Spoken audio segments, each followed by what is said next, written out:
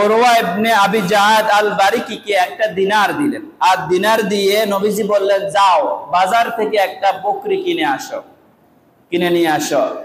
নবীজির জন্য উরওয়া ইবনে আবি জাদ আল বারিকি 1 টাকা দিয়ে 2টা বকরি কিনলেন। আবার পথে আসার মাঝে একটা বকরি আবার 1 দিনারের বিনিময়ে বিক্রি করে দিলেন। নবীজির দরবারে এসে নবীজিকে একটা বকরিও দিলেন, 1 দিনার, নবীজি যে দিনার দিলেন ওই দিনারও ফিরিয়ে দিলেন।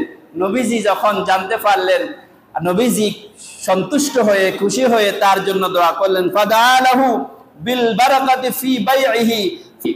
নবীজি তার জন্য দোয়া করলেন, আল্লাহ তার মধ্যে বরকত দাও, তার ব্যবসা বাণিজ্যে বরকত দাও। লোকজন বলেছে, ইতিহাসবিদগণ লিখেছেন, এই আবি জাদ আল বারিকি জীবনে যদি কোথাও কখনো মাটিও কিনেছেন, ওই মাটির মধ্যেও ব্যবসা হয়েছে, কখনো তার ব্যবসায়ের মধ্যে ক্ষতিগ্রস্ত হয় নাই। সুবহানাল্লাহি ওয়া বিহামদিহি।